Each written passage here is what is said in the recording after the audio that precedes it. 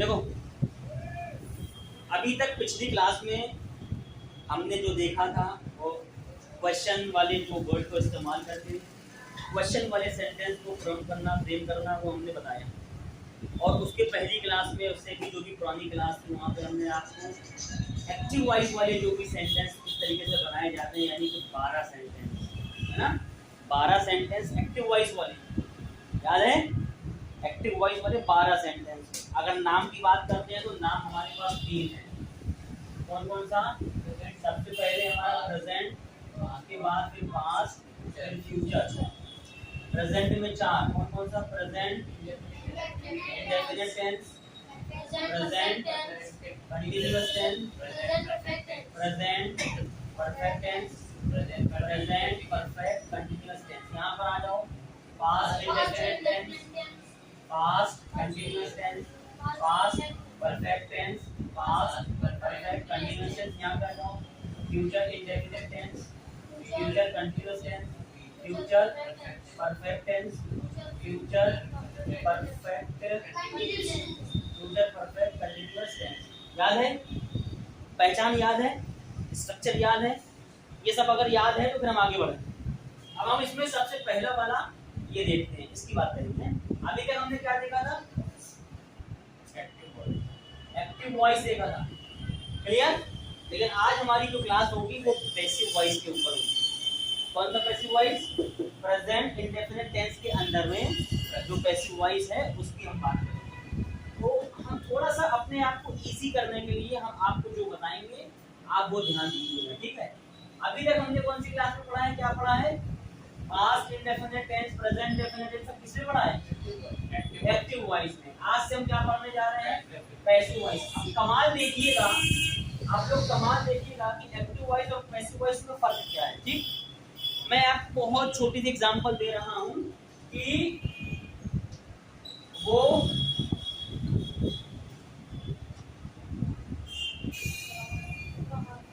क्या लिखा है? ये वह दौड़ रहा है। अब ये टेंस कौन सा है? Present continuous tense. पहचान, रहा है, रही है, रहे हैं। याद आया?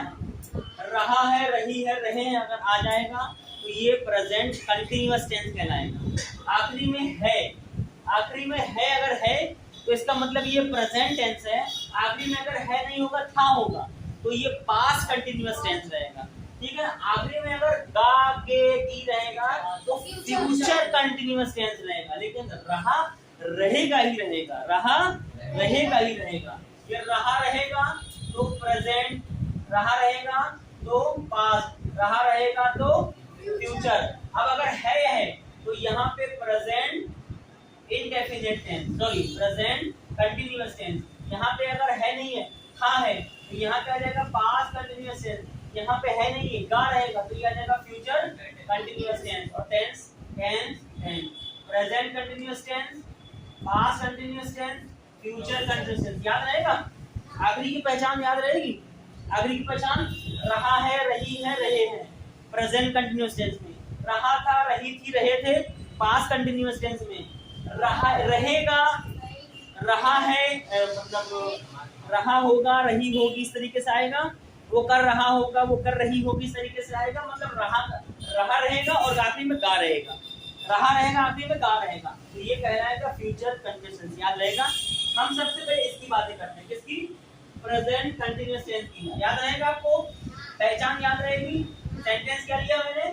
सेंटेंस लिया मैं दौड़ रहा है। कौन सा है टेंस? टेंस कौन सा है? Present continuous tense. कौन सा है? वॉइस कौन सा है? Active voice. बहुत बढ़िया, एक्टिव वॉइस। और उसमें भी आगे में ये तफसील दे रहे हैं, अफर्मेटिव सेंटेंस। बहुत बढ़िया, बहुत बढ़िया, यही चीज चाहिए मुझे। ये सेंटेंस जो है ये प्रेजेंट कंटीन्यूअस टेंस है। Present continuous tense, present continuous tense में कौन सा टेंस? पैसिव वॉइस की एक्टिव वॉइस? Active voice. और एक्टिव वॉइस में क्या? अफर्मेटिव यानी पॉजिटिव सेंटेंस, ठीक है? अब हम ये ले रहे हैं कि अभी तक ये एक्टिव वॉइस में है, अब हम इसको बनाना चाहते हैं पैसिव वॉइस में। तो तो आज से हमारा सबसे पहला स्टेप होगा कि किस तरीके से हम एक्टिव वॉइस को पैसिव वॉइस में कन्वर्ट करेंगे। थोड़ा सा ध्यान दोगे आप, एक बार में काम खत्म। ठीक है, एक बार में काम खत्म, याद रखना। इस वाले में मतलब जितना भी हमारा प्रेजेंट टेंस है, इंडेफिनिट टेंस है, जो भी है, अगर हम एक्टिव वॉइस पढ़ रहे हैं तो वर्ब की first form, second form, third form की कहानी है। लेकिन अगर हम एक्टिव वॉइस नहीं पढ़ रहे हैं, यानी कि हम पैसिव वॉइस पढ़ रहे हैं, अब भूल जाना यहाँ पे वर्ब की फर्स्ट फॉर्म भी आएगी। यहाँ पे जो भी आएगी फॉर्म कौन सी आएगी? हर जगह थर्ड फॉर्म आएगी, हर जगह, पहली से लेकर के दूसरी, तीसरी, चौथी, पांचवी, आठ टेंस है ना, आठों की आठों में कौन सा आएगा? Third form. इसका मतलब ये कि अब आपको इस पोजीशन पे आ जाना है कि हमको वर्ब की अब फॉर्म ही याद करनी पड़ेगी। अगर ये चीज आपको सीखना है तो वर्ब की first form, second form, third form आपको याद होना बेहद जरूरी है। It is must for you, it is must for you. क्या मतलब हुआ? आपका याद करना बहुत जरूरी है। मस्ट और शुड याद है, शुड के लिए मतलब जरूरी है, मतलब चाहिए। लेकिन हमने बोला मस्ट से मतलब it is must for you to memorize these forms of the verb, these different forms of the verb। याद रहेगा? चलो याद रखना। अब सुनो मेरी बात, ध्यान से सुनना। यहाँ तक क्लियर? यहाँ तक कोई डाउट नहीं? ये याद रहेगा, वर्ब की थर्ड फॉर्म याद रहेगा, एक्टिव वॉइस याद रहेगा। आंसू की बात है, ये सुन लो। उसमें उन्होंने जो लफ्ज बोला था ना, आला हजरत ने जो लफ्ज लिखा है, इतना शान वाला लफ्ज, इतना बेहतरीन लफ्ज है। आला हज़रत कहने का मतलब ये है कि हमारे साथ जो मुसीबत की परेशानियां जो आ जाती है ना, तो बोलते वो परेशानी सारी जो है एक तरफ, बोलते रहे ये टेढ़ी परेशानी को आपके सीधी नजर की जरूरत है। जितनी परेशानी है आगे पीछे जितनी भी लगी है, उन्होंने तो एग्जाम्पल दे के बताया था। याद रखना, आला हज़रत से मोहब्बत हमारी उतनी हमारे लिए जरूरी नहीं है जितनी कि हुजूर पाक के लिए जरूरी है, समझ रहे हो? लेकिन हुजूर पाक से मोहब्बत हमको तभी होगी, चाह रहे आला हज़रत ये बताना चाह रहे हैं कि हमारी आका करीम जितनी परेशानी है ना, तिरछी मिर्ची, आड़ी टेढ़ी, सब सही हो जाएगी, बस एक आप सीधी नजर फरमा दे हमारे ऊपर। ये है आला हज़रत का इश्क। उन्होंने लगा कि टेढ़ी मेढ़ी परेशानी आका करीम जितनी है, बस एक बार आप जज्बे करम में फरमा दीजिए, सारी परेशानी इंशाल्लाह हल हो जाएगी। तो इंशाल्लाह वो परेशानियां अपन यहाँ की हल करेंगे। जब भी अगर कोई चीज याद ना हो तो हुजूर पाक को दिल से याद किया करो, आंख में आंसू लगा, या अल्लाह ऐ अल्लाह पाक, तेरे हबीब के सदके में मौला ताला की चीज हमको हासिल फरमा दे। बहुत ज्यादा परेशान है, अंदर से हिम्मत भी आएगी, ताकत भी आएगी, हौसला भी आएगा, और अंदर से एनर्जी भी आएगी। समझ रहे हो? अंदर से परेशान हो, कितने भी टूट जाओ, देखो एक बात याद रखना, मुसीबत उसी के साथ आती जो आदमी हक पर होता है। बेईमानों के साथ कभी भी मुसीबत नहीं आती, अय्याश फरामोश के साथ कभी भी मुसीबत नहीं आती, हमेशा उसके अच्छे दिन रहेंगे। लेकिन बुरे दिन किसके आएंगे? जिसकी आजमाइश होगी, अल्लाह ताला आजमाइश देगा तो दिन बुरा भी आएगा, अच्छा भी आएगा। तो बुरे दिन से कभी भी हमको घबराना नहीं है। और हमारे आका करीम की वो इनायत, वो नज़र करम है कि हुजूर गौसे पाक के लिए हमारे सईदी सरकार ताजुशरिया फरमाते हैं, क्या फरमाते हैं? हमारे ताजुशरिया आका फरमाते हैं कि मुझे क्या फिक्र हो अख्तर, ताजुशरिया फरमाते हैं कि तुझे क्या फिक्र हो अख्तर, तेरे यावर है वो यावर। तुझे क्या फिक्र हो अख्तर, तेरे यावर है वो यावर, बलाओं को तेरी जो खुद गिरफ्तारी बना कर दे। मतलब ये कह रहे हैं, ताजुशरिया कह रहे हैं कि परेशान ना हो अख्तर, परेशान ना हो।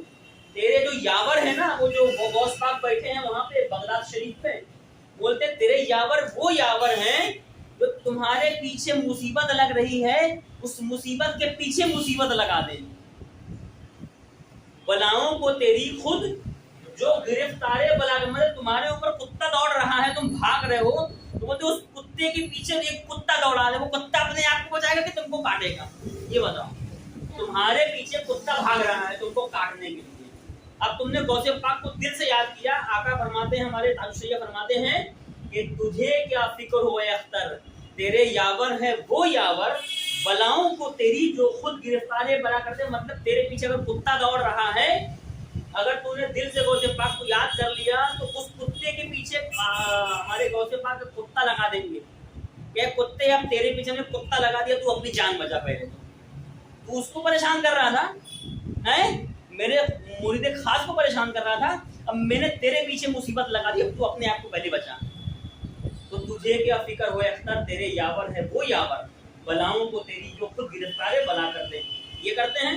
दूसरी बात, अल्लाह ताला हुजूर पाक, मतलब अल्लाह ताला कुरान शरीफ में इरशाद फरमाता है कि ये, मतलब अगर आप सुनोगे ना तो सोचोगे कि यार कितना मतलब ईमान वाली बात है। हमारे ऊपर जो मुसीबत परेशानी आती है ना, तो इसका मतलब ये है कि हम उस मुसीबत के परेशानी के अहल हैं।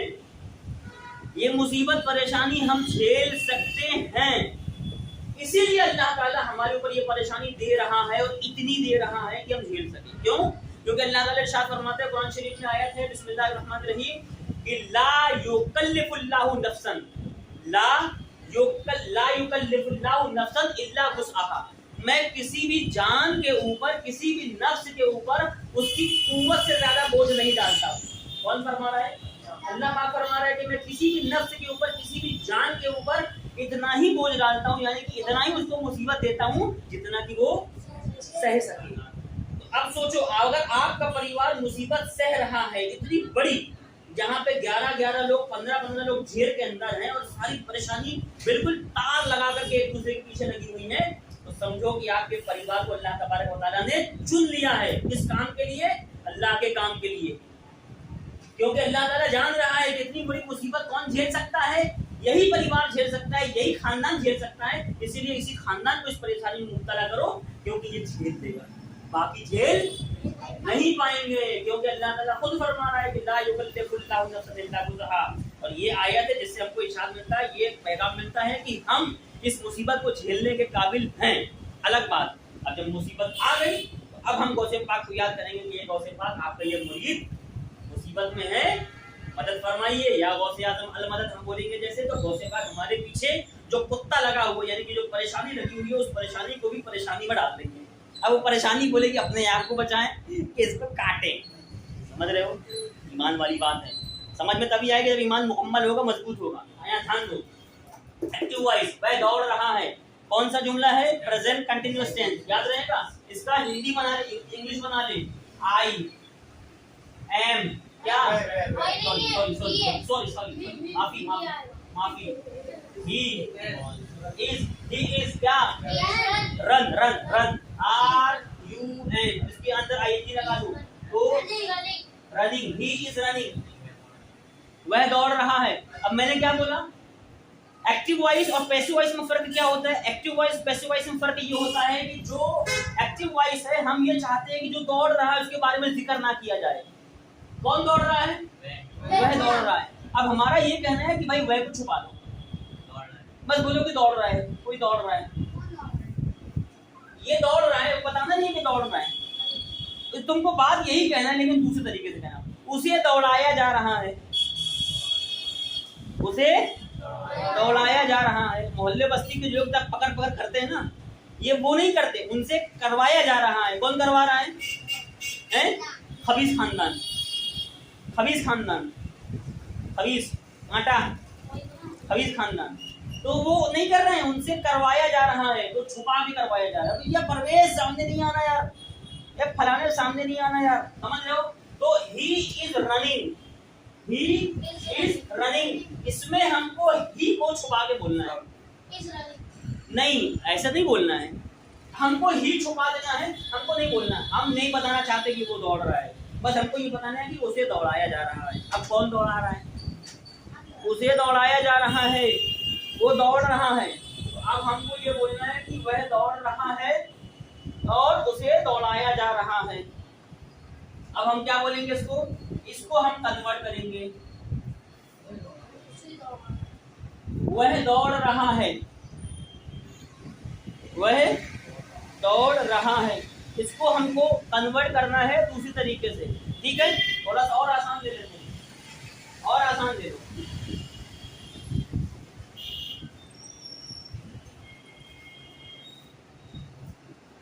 वह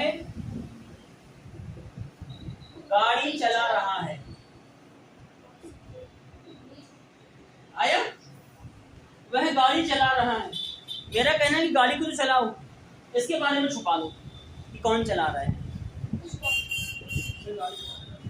मैंने ये क्या बोला, ध्यान से सुनना, वह गाड़ी चला रहा है, इसी जुमले को बोलना है, लेकिन उस जुमले में वह नाम का स्पष्टीकरण नहीं होना चाहिए। गाड़ी चलाई जा रही है, कौन चला रहा है हमें क्या पता। गाड़ी चलाई जा रही है, वह गाड़ी चला रहा है, ये जुमला हमारा एक्टिव वॉइस है, एक्टिव वॉइस। और गाड़ी चलाई जा रही है, ये हमारा पैसिव वॉइस है। गाड़ी चलाई जा रही है, क्या फर्क है दोनों में? फिर से फोन आ रहा।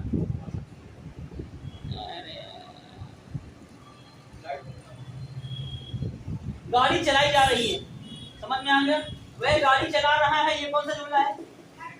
सुनने में बहुत आसान लगेगा, हाँ ये सुन रहे हैं। अब गाड़ी चलाई जा रही है, ये जुमला हमारा पैसिव वॉइस है। अब वह गाड़ी चला रहा है, गाड़ी चलाई जा रही है, ठीक है। अब इसको कन्वर्ट करने के लिए आपको क्या करना है, हम इसको बनाते कैसे थे ये भी सुनना। इसको बनाना था हमको, क्या मतलब, subject plus helping verb, verb की फर्स्ट फॉर्म प्लस आईएनजी, यही बोलते थे ना, यही बोलते थे ना, इसका जुमला यही structure, subject plus helping verb, verb की first form plus ING plus object. Helping verb क्या है? इज, एम आर, याद रहेगा। अब हम इसको कैसे कन्वर्ट करेंगे? ऑब्जेक्ट से शुरू करेंगे, पीछे से शुरू करेंगे, पीछे से object plus helping verb, object ये है plus helping verb plus be ing, ये जो आईएनजी है ये बी के आगे लग गया और यहां पे आ जाएगी वर्ब की third form plus by plus subject. बस समझ जाए, पीछे से शुरू करें, ऑब्जेक्ट फिर हेल्पिंग वर्ब, उसके बाद ये जो आईएनजी है ना इसको बी लगा के जोड़ेंगे, बीइंग, ये सब में आएगा, सब में आएगा। जहां पे हमने बी लिखा है यहाँ पे वर्ब आएगी, कौन सी फॉर्म आएगी? थर्ड। जहां पे हमने बाई लिखा है यहाँ बाई ही रहेगा, सब्जेक्ट जहां लिखा है यहाँ पे सब्जेक्ट आएगा, ऑब्जेक्ट जहां पे यहाँ पे ऑब्जेक्ट आएगा। हेल्पिंग वर्ब में हो सकता है एम, इज, आर दोनों में कुछ भी आ जाए, कुछ भी हो सकता है, लेकिन यहाँ पे हमेशा बीइंग आएगा, यहाँ पे हमेशा बाई आएगा, याद रहेगा। ये जो है ये पैसिव वॉइस है, किसका passive voice? Present continuous tense का पैसिव वॉइस, याद रहेगा। प्रेजेंट कंटीन्यूअस टेंस का पैसिव वॉइस किस फॉर्म में? अफर्मेटिव फॉर्म में, पॉजिटिव फॉर्म है ना, अफर्मेटिव फॉर्म। अब इसके ऊपर ये जो भी यहाँ से वर्ब आए उसको उठाकर यहाँ पर रख दो। ऑब्जेक्ट क्या है यहाँ पर? नहीं, वह गाड़ी चला रहा है, गाड़ी। पहले इसको कन्वर्ट कर लो, इसको कन्वर्ट कर लो, पहले इसको मिटा दे, इसको मिटा दे, इसको मिटा दे। वह गाड़ी चला रहा है, वह कौन है? ही। हेल्पिंग वर्ब क्या आएगी? इज। ही इज क्या? ड्राइविंग। ही इज ड्राइविंग, क्या ऑब्जेक्ट क्या है? कार, गाड़ी है ना, कार बोल दो, बाइक बोल दो, जो बोलना बोल दो, यहाँ की स्पेसिफिक तो नहीं है, गाड़ी बोल देते हैं, क्या हो जाएगा? कार ले लो, चलो कोई दिक्कत नहीं है। ही इज ड्राइविंग कार, वो कार चला रहा है, ठीक। यहाँ पे ऑब्जेक्ट क्या है? कार। सबसे पहले ऑब्जेक्ट आएगा, सबसे पहले ऑब्जेक्ट आएगा। ये क्या है? ये है हमारा एक्टिव वॉइस। अब हम बना रहे हैं पैसिव वॉइस। क्या बना रहे हैं? Passive voice. सबसे पहले क्या आएगा? कार। कार हेल्पिंग वर्ब है, कार ऑब्जेक्ट है, कार के मुताबिक हेल्पिंग वर्ब लाएंगे, या तो इज आएगी या एम आएगी या आर आएगी। तो कार सिंगल है तो कार के साथ क्या हो जाएगा? Car is. अब क्या आएगा? Being, car is being. अब यहाँ पे क्या है? वर्ब की थर्ड फॉर्म, यहाँ पे वर्ब क्या है? ड्राइव। ड्राइव पे थर्ड फॉर्म क्या है? Drive, drove, driven. तो कार इज बीइंग, अब यहाँ पे वर्ब की third form driven, car is being driven. अब आगे बोल दो बाय हिम, यहाँ पे ही है, जब यहाँ पर आएगा तो ही और हिम में दूसरे फॉर्म में आएगा, तो ही नहीं आएगा, बाय हिम आएगा, बाय हिम। क्या हो जाएगा? Car is being driven by him, car उसके द्वारा चलाई जा रही है। सुन लो, जरूरी नहीं है